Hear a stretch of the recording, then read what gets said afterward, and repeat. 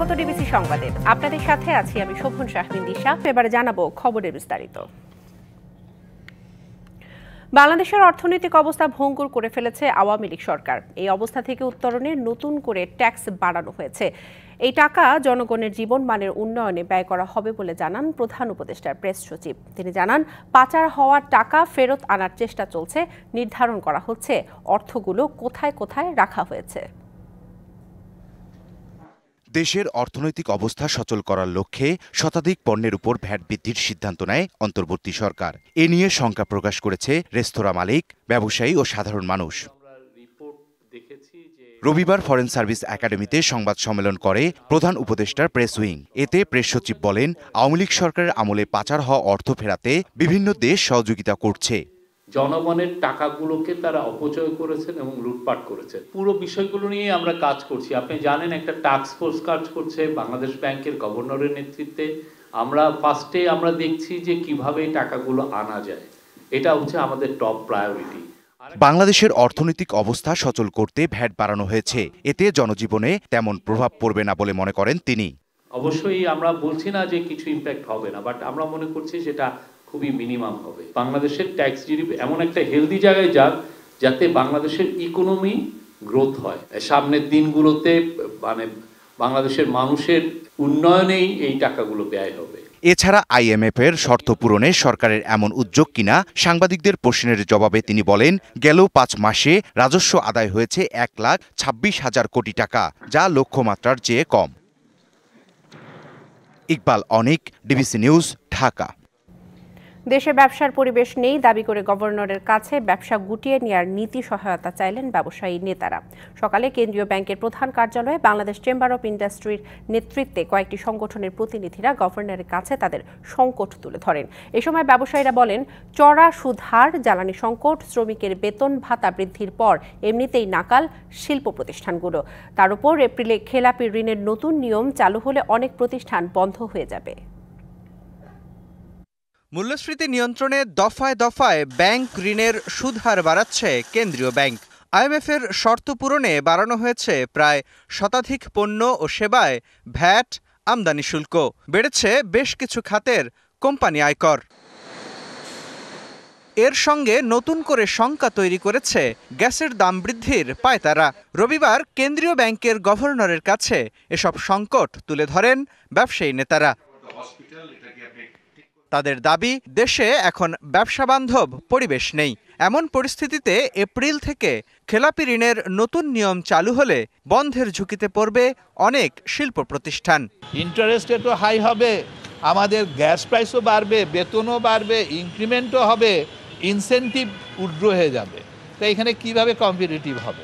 আমরা প্রথমেই বলেছি যে ভাই, আমাদেরকে একটা এক্সিট পলিসি এটা আপনি আমাদেরকে করে দেন, কারণ এই জেলে যাওয়ার থেকে বরং একটা এক্সিট পলিসি করলে অন্তত মান সম্মান নিয়ে যারা ব্যবসা করতে পারতেছে না তারা আমরা ফেরত দিতে পারি। ব্যবসার বৈরী পরিবেশের কারণে রপ্তানি আদেশ প্রতিবেশী দেশে চলে যাচ্ছে বলেও জানান ব্যবসায়ী নেতারা। জানান, গভর্নর বলেছেন, ললিপপ দিয়ে ব্যবসা টিকিয়ে রাখবে না সরকার। ওনারা মনে করে যে বাংলাদেশের ললিপপ দিয়ে ইন্ডাস্ট্রি চালানো ঠিক হবে না, এবং আমরা মনে করি ইন্ডাস্ট্রি নিড এ সাপোর্ট।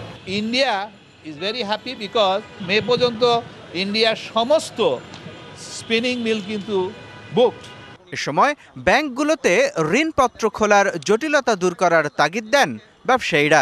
দু একটি শিল্প প্রতিষ্ঠানের জন্য আলাদা ব্যবস্থা নেওয়ার আশ্বাসের কথাও জানান তারা। সিটি গ্রুপ রোজার আগে ইম্পোর্ট করতে হচ্ছে, ব্যাংকগুলি এলসিও পেন করতে পারছে না। তা উনি মনে করে যে এই ধরনের কেসে উনি সাপোর্ট করতে পারবে। অর্থ লোপাটকারী ব্যবসায়ীদের শাস্তি এখন ঢালাওভাবে সবাই ভোগ করছে উল্লেখ করে চিহ্নিত অপরাধীদের বিচারের আওতায় আনার দাবিও জানান তারা। মুস্তফা মাহবুব, ডিবিসি নিউজ, ঢাকা। বিজিবি এবং স্থানীয়দের শক্ত অবস্থানের কারণে চাঁপাইনবাবগঞ্জ ও নওগাঁ জেলার সীমান্তে বিএসএফ ভারত সীমান্তে কাঁটাতারের বেড়া নির্মাণ কাজ বন্ধ রাখতে বাধ্য হয়েছে। এ ঘটনায় রবিবার পররাষ্ট্র মন্ত্রণালয়ের তলবে এসে হাইকমিশনার প্রণয় বার্মা বলেছেন, অপরাধ মুক্ত সীমান্ত করতে চায় ভারত, আর এই জন্য বাংলাদেশ ভারতের মধ্যে বোঝাপড়া হয়েছে।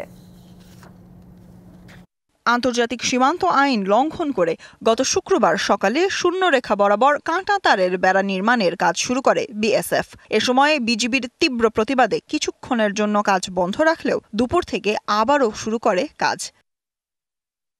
পরে বিজিবির সঙ্গে প্রতিবাদে যোগ দেন সীমান্তবাসীও। তারা একযোগে প্রতিবাদ জানালে বেড়া স্থাপনের কাজ বন্ধ রাখতে বাধ্য হয় বিএসএফ। এরপর থেকেই সীমান্তে উত্তেজনাকর পরিস্থিতির সৃষ্টি হয়।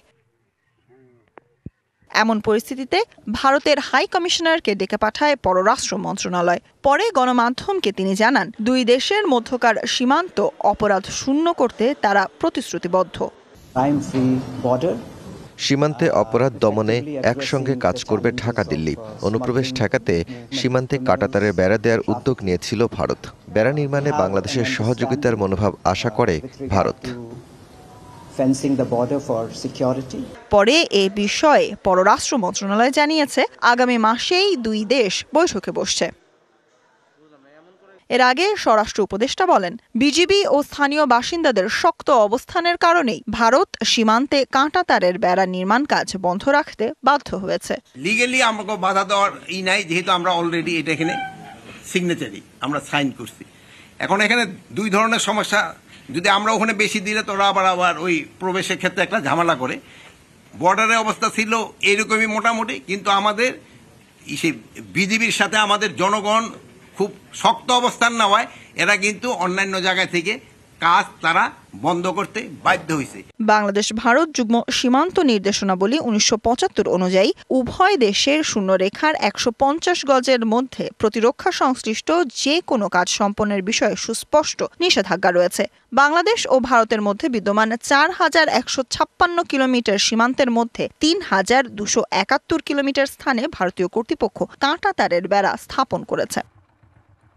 Sultana Swarna, DBC news, Dhaka. একসাথে জাতীয় এবং স্থানীয় নির্বাচন করার যে আলোচনা চলছে তা করা বাস্তবসম্মত নয় বলে মনে করে নির্বাচন কমিশন। এনআইডি স্থানান্তরের সিদ্ধান্তকে সংবিধানের সাথে সাংঘর্ষিক বলে মন্তব্য করেছেন নির্বাচন কমিশনার আবুল ফজল মোহাম্মদ সানাউল্লাহ। বলেন, এই ডাটাবেজ তৈরি করেছে ইসি, অন্য কোনো দপ্তরে এই কাজ যাওয়া যুক্তিযুক্ত নয়। 111-এর সরকারের সময় ছবিযুক্ত ভোটার তালিকার অংশ হিসেবে নির্বাচন কমিশনের হাত ধরে নাগরিকরা প্রথমে জাতীয় পরিচয়পত্র পান। এরপর দিনে দিনে এনআইডির গুরুত্ব বাড়তে থাকে। বর্তমানে রাষ্ট্রীয় প্রায় সব ধরনের সেবার জন্য এনআইডির প্রয়োজন হচ্ছে। কিন্তু বিগত আওয়ামী লীগ সরকারের সময়ে ইসির হাত থেকে এনআইডি স্বরাষ্ট্র মন্ত্রণালয়ের কাছে দেওয়ার উদ্যোগ নেওয়া হয়। এই ঘটনায় এনআইডির সংশ্লিষ্ট কর্মকর্তারা নানা প্রতিবাদ জানিয়ে কর্মসূচিও দেন। এতদিন আলোচনা চলছিল বিষয়টি নিয়ে, আর তা নিয়েই সকালে আগারগাঁও ইসি ভবনে বৈঠকে বসে নির্বাচন কমিশন। 2 ঘণ্টা বৈঠক শেষে নির্বাচন কমিশনার অবসরপ্রাপ্ত ব্রিগেডিয়ার জেনারেল আবুল ফজল মোহাম্মদ সানাউল্লাহ সাংবাদিকদের জানান, বিগত সরকারের আমলে এনআইডি ইসি থেকে স্থানান্তরের সিদ্ধান্ত সাংঘর্ষিক।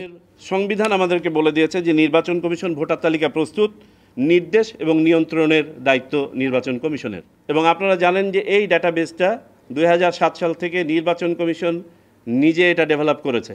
এদিকে একই দিনে জাতীয় ও স্থানীয় নির্বাচন করার যে আলোচনা চলছে তা বাস্তবসম্মত নয় বলেও জানান তিনি। এটা আসলে বাস্তবসম্মত প্রস্তাব নয়, এটা সম্ভব নয়। সকল নির্বাচন একসাথে করাও সম্ভব নয়, আবার সকল স্থানীয় সরকার নির্বাচন একসাথে করা সম্ভব নয়। বলেন, ভোটার তালিকা হালনাগাদের ক্ষেত্রে বিশেষ এলাকায় নিয়ম শিথিল করা হবে করার সিদ্ধান্ত নেওয়া হয়েছে। তার মধ্যে নূপুর মাহমুদ, ডিবিসি নিউজ, ঢাকা। দেশের ইতিহাসে সর্বকালের সেরা নির্বাচন অনুষ্ঠানের পরিকল্পনা করা হচ্ছে বলে জানিয়েছেন অন্তর্বর্তী সরকারের প্রধান উপদেষ্টা ডক্টর মোহাম্মদ ইউনুস। প্রধান উপদেষ্টার কার্যালয়ে নরওয়ের রাষ্ট্রদূত হাকন আরাল গুলব্র্যান্ডসেনের সাথে বৈঠকে একথা বলেন তিনি। প্রধান উপদেষ্টা রাষ্ট্রদূতকে আরও বলেন, একটি ঐতিহাসিক উদাহরণ তৈরি করতে চায় তার সরকার। এর আগে রাষ্ট্রদূত প্রধান উপদেষ্টাকে নরওয়ের প্রধানমন্ত্রী জোনাস গাহর স্টোরের একটি চিঠি হস্তান্তর করেন। চিঠিতে বাংলাদেশের অন্তর্বর্তী সরকারের প্রতি নরওয়ের সমর্থন জানানো হয়। রাষ্ট্রদূত বলেন, প্রয়োজনীয় সংস্কার এবং সুষ্ঠু নির্বাচন পরিচালনায় অন্তর্বর্তী সরকারের চেষ্টায় প্রতি নরওয়ের জোরালো সমর্থন রয়েছে।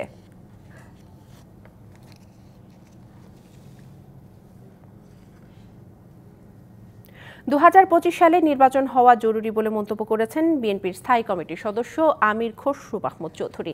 বিকেলে রাজধানী গুলশানে চেয়ারপারসনের কার্যালয়ে ইইউ রাষ্ট্রদূত মাইকেল মিলারের সাথে বৈঠক শেষে মন্তব্য করেন তিনি। আমির খসরু জানান, সৌজন্য সাক্ষাতে মূলত নির্বাচনী রোড ম্যাপ নিয়ে আলোচনা হয়েছে। বিএনপি তাদের জানিয়েছে, গণতান্ত্রিক প্রক্রিয়া অব্যাহত রাখতে নির্বাচনের কোনো বিকল্প নেই। বিএনপি ক্ষমতায় গেলে ইইউ এর সাথে অর্থনৈতিক সম্পর্ক আরও জোরদার হবে, পাশাপাশি বিনিয়োগকারীদের সব ধরনের সহযোগিতা করা হবে বলেও আশ্বাস দেন তাদের। বৈঠকে বিএনপি মহাসচিব মির্জা ফখরুল ইসলাম আলমগীর, ডক্টর আব্দুল মঈন খান এবং শামা ওবায়েদ উপস্থিত ছিলেন।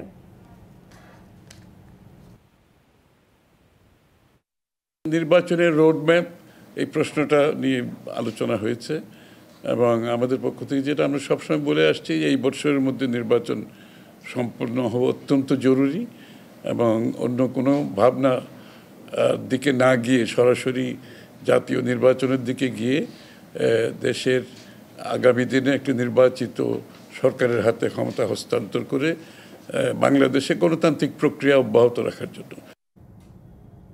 ফিজিওথেরাপি নেওয়ার পর আগের চেয়ে সুস্থ আছেন বিএনপি চেয়ারপারসন বেগম খালেদা জিয়া। কিছুটা হাঁটাহাঁটিও করছেন তিনি, একথা জানিয়েছেন বিএনপি চেয়ারপারসনের ব্যক্তিগত চিকিৎসক ডাক্তার AZM জাহিদ হোসেন।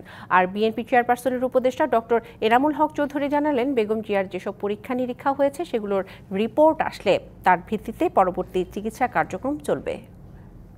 রিপোর্টগুলি আসার পরে নেক্সট ওনার চিকিৎসাটা কোন দিকে আগাবে, স্টেপটা কি নেওয়া হবে, এটা লন্ডন ক্লিনিকের ডাক্তাররা ওনারা সিদ্ধান্ত গ্রহণ করবেন। প্রফেসর পেট্রিক কেডুং এসেছিলেন, উনি ওনাকে দেখেছেন, ফিজিওথেরাপি যেটা দেওয়া হয় সেটা ওনারা দিয়েছেন। দলের ভারপ্রাপ্ত চেয়ারম্যান জনাব তারেক রহমান সাহেব, ওনার সহধর্মিনী ডাক্তার জুবাইদুর রহমান, ওনারাও এসেছেন। এখন উনি একটু রেস্ট নিচ্ছেন এবং গতকালকে এসছেও বলা যায় যে শারীরিকভাবে আলহামদুলিল্লাহ উনি স্টেবল আছেন। ক্ষমতা হারানোর পর শেখ হাসিনার বিরুদ্ধে প্লট জালিয়াতির অভিযোগ এনে মামলা করেছে দুর্নীতি দমন কমিশন। অন্তর্বর্তী সরকারের সময়ে এটি তার বিরুদ্ধে প্রথম দুর্নীতি মামলা। ওই মামলায় আসামি করা হয়েছে শেখ হাসিনার কন্যা সাইমা ওয়াজেদ পুতুল সহ 16 জনকে। দুদক জানিয়েছে, শেখ হাসিনা প্রধানমন্ত্রী থাকার সময় রাজুকের পূর্বাচলে প্রভাব খাটিয়ে তার পরিবারের 6 জনের নামে মোট 60 কাঠা প্লট নেন। এই ঘটনায় আরও 5টি মামলা করবে দুদক। 5ই আগস্ট ছাত্র জনতার অভ্যুত্থানের মুখে দেশ ছাড়েন প্রধানমন্ত্রী শেখ হাসিনা। গঠন হয় অন্তর্বর্তী সরকার। দুদকে আসে নতুন নেতৃত্ব। শুরু হয় শেখ পরিবারের বিরুদ্ধে দুর্নীতির অনুসন্ধান। রবিবার শেখ হাসিনার বিরুদ্ধে প্রথম মামলা করে দুদক। আসামি করা হয় তার কন্যা সাইমা ওয়াজেদ পুতুলকেও। তবে মামলায় পুতুলকে 1 নম্বর আর শেখ হাসিনাকে 2 নম্বর আসামি করা হয়েছে। এজাহারে বলা হয়েছে, ক্ষমতার অপব্যবহার করে পূর্বাচল আবাসন প্রকল্পের 27 নম্বর সেক্টরে বেআইনিভাবে প্লট বরাদ্দ দেয়া হয় পুতুলের নামে। এই ঘটনায় রাজুকের পরিচালক, সদস্য এবং সংশ্লিষ্ট কর্মকর্তা সহ মোট 16 জনকে আসামি করা হয়েছে।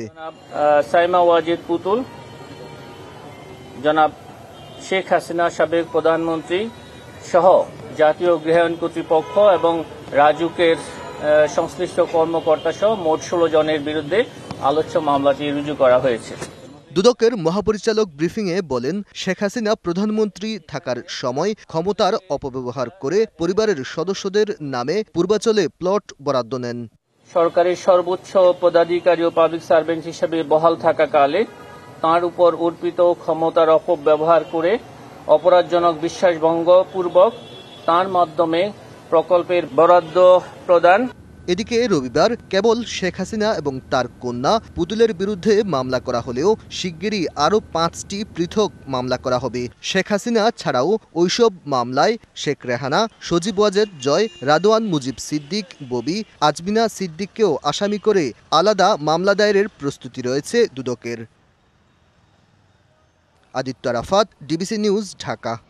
বাংলাদেশে শনাক্ত হলো হিউম্যান মেটানিউমো ভাইরাস HMPV আক্রান্ত রোগী। তবে এই ভাইরাসে আতঙ্কিত হওয়ার তেমন কিছু নেই বলে জানিয়েছে IEDCR। শনিবার নতুন করে একজনের দেহে ভাইরাস সংক্রমণের একটি রিপোর্ট পাওয়ার কথা জানায় IEDCR।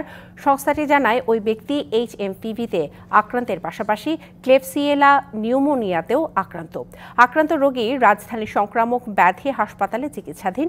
চলতি বছরের শুরুতে চীনে প্রথম এই ভাইরাসের সংক্রমণ ধরা পড়ে। এতে আতঙ্ক ছড়িয়ে পড়ে। এরপর জাপানে ভাইরাসটি শনাক্ত হয়। ভারতেও ছড়িয়ে পড়ে এই ভাইরাস। এটিকে হিউম্যান মেটানিউমো ভাইরাস বা HMPV নামে চিহ্নিত করা হয়েছে। এই ভাইরাসের কারণে সাধারণত ঠান্ডা জ্বরের মতো উপসর্গ দেখা দেয়। কিশোরগঞ্জে সম্মেলনকে কেন্দ্র করে দুই গ্রুপের সংঘর্ষে রাউতি ইউনিয়ন বিএনপি সভাপতি নিহত হয়েছেন। আহত হয়েছেন আরও 5 জন।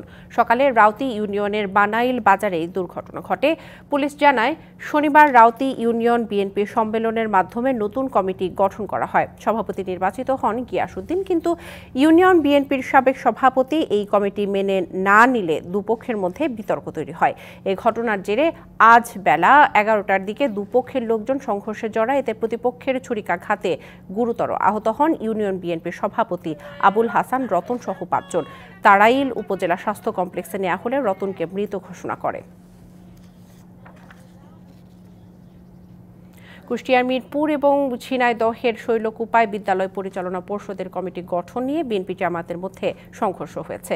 আহত হয়েছে অন্তত 60 জন।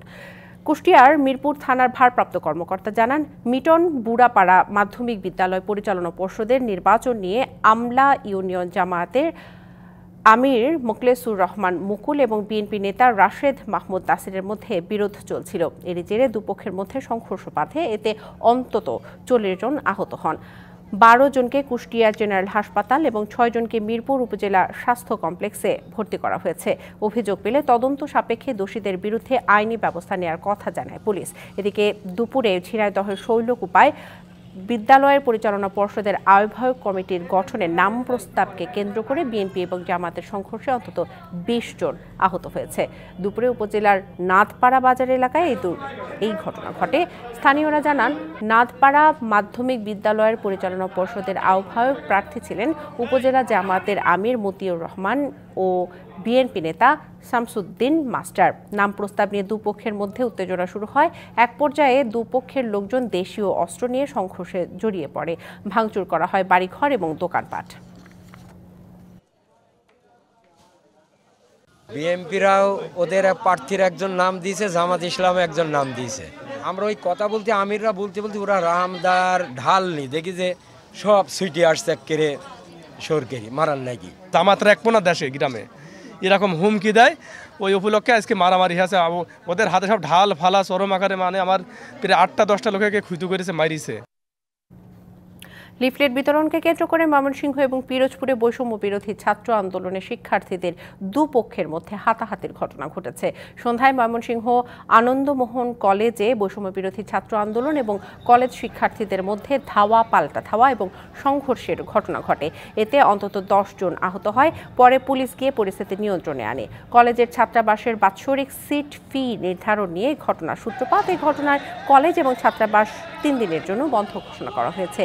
এদিকে পিরোজপুরে সকাল থেকে জুলাই ঘোষণাপত্রের পক্ষে শহরে লিফলেট বিতরণ করে শিক্ষার্থীদের দুটি পক্ষ। দুপুরে গোপালকৃষ্ণ টাউন ক্লাব মাঠে মুখোমুখি হয় তারা।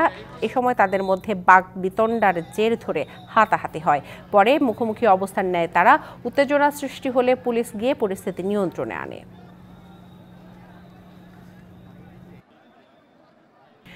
সেনাবাহিনীর কাছে দ্বিতীয় ক্যাম্পাসের কাজ হস্তান্তর এবং অস্থায়ী আবাসনের 3 দফা দাবিতে গণ অনশনে বসেছেন জগন্নাথ বিশ্ববিদ্যালয়ের শিক্ষার্থীরা। দাবি আদায় না হওয়া পর্যন্ত কর্মসূচি অব্যাহত রাখার ঘোষণা দিয়েছে তারা। সন্ধ্যায় শিক্ষার্থীদের সাথে এই আন্দোলনে যুক্ত হন উপাচার্য, কোষাধ্যক্ষ এবং প্রক্টর। তাদের সবার চোখে মুখে আবাসন সুবিধাহীন, বিশ্ববিদ্যালয়ের কালিমা খোঁচানোর প্রত্যয়। রবিবার সকাল থেকেই শিক্ষার্থীদের অনশন। বেলা বাড়ার সাথে বাড়ে শিক্ষার্থীর সংখ্যা। সন্ধ্যা নামতেই আন্দোলন রূপ নেয় ভিন্ন মাত্রায়। জোরালো হয় দাবি। বিপ্লব পরবর্তীতে যখন নতুন প্রশাসন আসে তখন আমাদের কথা দিয়েছিল যে তারা আমাদের দ্বিতীয় ক্যাম্পাসের কাজটা সেনাবাহিনীর কাছে হস্তান্তর করার মাধ্যমে এই সকল সমস্যা সমাধান করবে।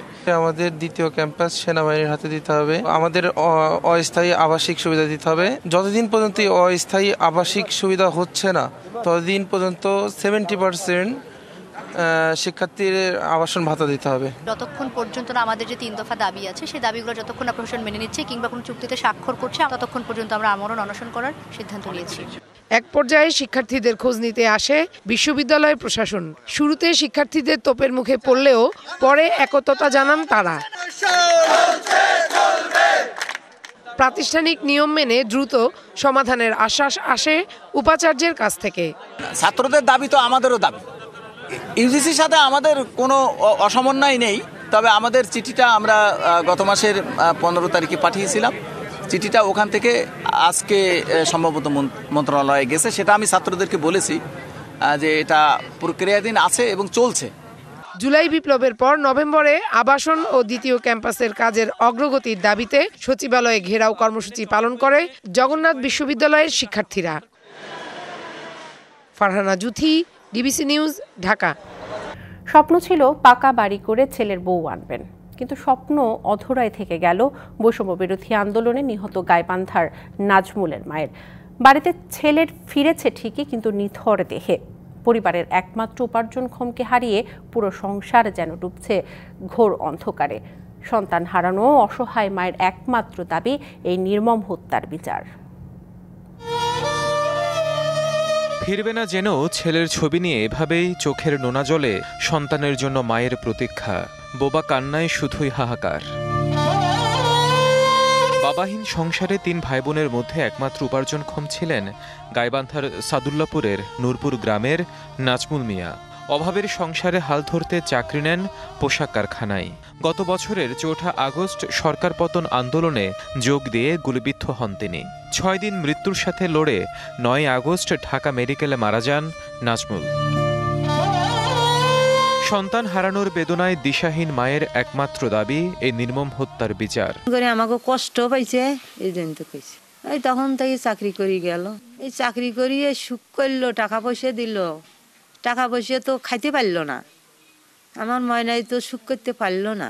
সরকারের সাথে যুদ্ধ করে যায় তো আমার সন্তান চলে গেল। তো এখন আমার এই ক্ষতিপূরণটা কে দিব? তো একমাত্র ওই ছিল এই সংসারের মানে কর্তা, মেন যে ওই ছিল, এছাড়া আর কেউ নাই। তোকে একটাই সরকারের কাছে আবেদন করব যে না, আমার ভাইয়ের সঠিক বিচার চায়। মায়ের তো আর ছেলে ফিরে দিতে পারবে না, আমাদেরও ভাই আসবে না। এরকম একটা সুস্থ বিচার হোক স্বৈরাচারীর, আর দেশে যেন এরকম দুর্নীতি আর না হয়। কয়েকটি সংগঠন আর্থিক সহযোগিতার হাত বাড়িয়েছে, পাশে ছিল জামায়াত। জামাত ইসলামের উদ্যোগে, গাইবান্ধা জেলার উদ্যোগে আমরা ওই 2 লক্ষ টাকা আর কি শহীদ পরিবারকে আমরা দেই আর কি। স্থানীয় পর্যায়ে অনেকে এগিয়ে এলেও এখনো মেলেনি সরকারি কোনো সহায়তা। বিষয়টি আমলে নিয়ে এবার নাজমুলের পরিবারের পাশে দাঁড়ানোর আশ্বাস মিলেছে জেলা প্রশাসকের কাছ থেকে। নাজমুলের পরিবারের সাথে আমাদের যোগাযোগ আছে, উপজেলা প্রশাসন এবং জেলা প্রশাসনের। নাজমুলের বাসার যে সাথে যে রাস্তাটা, সেই রাস্তাটা আমরা জেলা পরিষদের মাধ্যমে আমরা ওইটা রাস্তাটা সংস্কার করে দেব। আর বিভিন্ন সময় আর্থিক সহযোগিতা আমরা আমাদের সীমিত সামর্থ্য থেকে করার চেষ্টা করে যাচ্ছি। বৈষম্যহীন বাংলাদেশ বিনির্মাণে প্রাণ দেয়া নাজমুলের পরিবার সবার সহযোগিতায় একসময় ঘুরে দাঁড়াবে, এমন প্রত্যাশা স্থানীয়দের। DBC news desk. রাজধানীর এভেরোজ ইন্টারন্যাশনাল স্কুল লালমাটিয়ায় হয়ে গেল দিনব্যাপী পিঠা উৎসব। সকালে ইসলামিক স্কলার মুফতি কাজী ইব্রাহিম উৎসবের উদ্বোধন করেন। শিক্ষার্থীরা নিজ হাতে তৈরি ভাপা, চিতই, পুলি সহ বিভিন্ন ধরনের পিঠা 100টি স্কলে প্রদর্শন করেন। প্রায় 3000 শিক্ষার্থী, শিক্ষক এবং অভিভাবক এতে অংশ নেয়। উৎসবে অংশ নিতে পেরে উচ্ছ্বাস প্রকাশ করেন তারা। শিক্ষার্থীদের দেশীয় সংস্কৃতির সাথে পরিচয় করিয়ে দেয়া এবং বাঙালি ঐতিহ্য তুলে ধরতেই এই আয়োজন বলে জানায় বিদ্যালয় কর্তৃপক্ষ।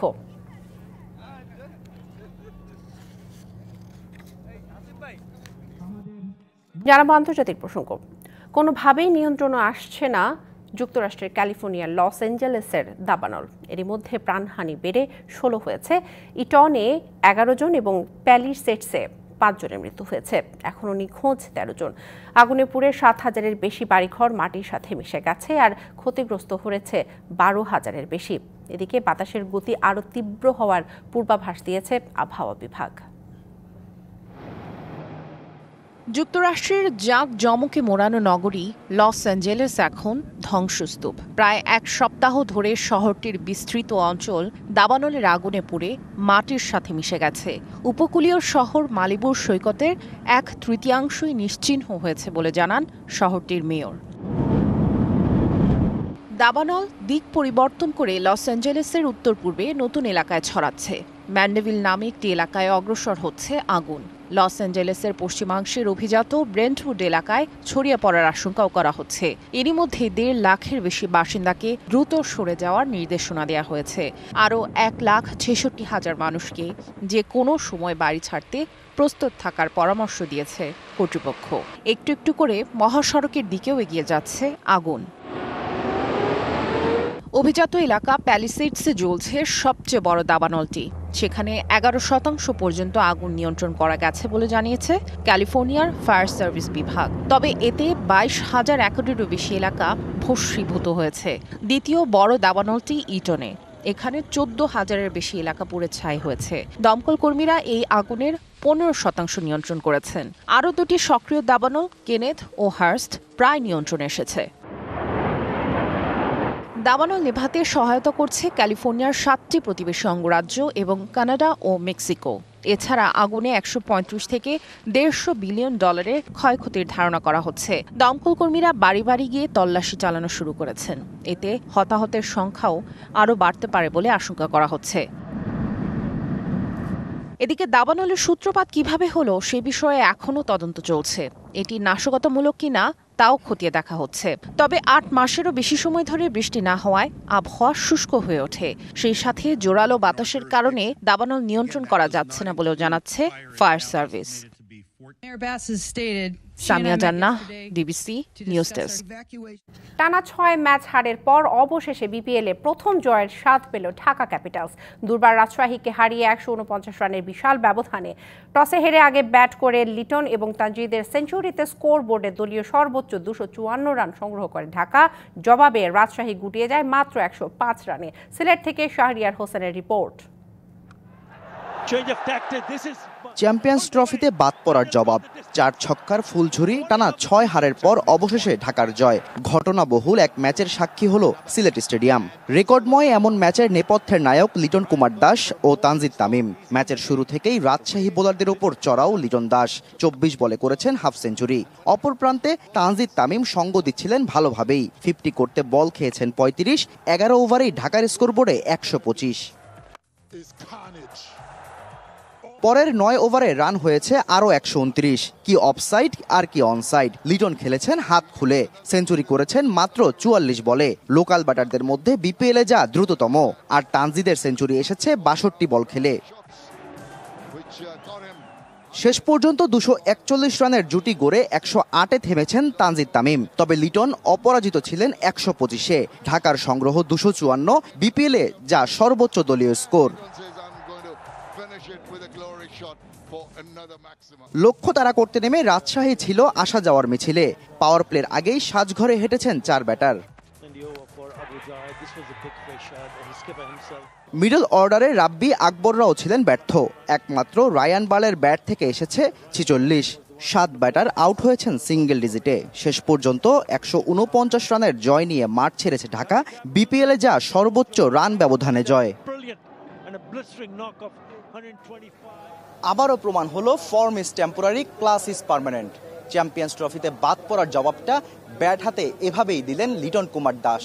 তবে সবচেয়ে মজার ব্যাপার হলো বিপিএলের সর্বোচ্চ রানের পার্টনারশিপ, সর্বোচ্চ দলীয় সংগ্রহ, সেই সাথে লোকাল ব্যাটারদের মধ্যে লিটনের দ্রুততম সেঞ্চুরি। এই সব রেকর্ডের সাক্ষী এখন টেবিলের সবার নিচে থাকা ঢাকা ক্যাপিটালসের দখলে। Shahriar Hossain, DBC news, Sylhet. DBC সংবাদ এই ছিল এখনকার মতো। ডিবিসি নিউজের সংবাদগুলো পড়তে ভিজিট করুন dbcnews.tv আর ভিজিট করুন ডিবিসি নিউজের ফেসবুক পেজে এবং ইউটিউব চ্যানেল। ডিবিসির সঙ্গে থাকুন।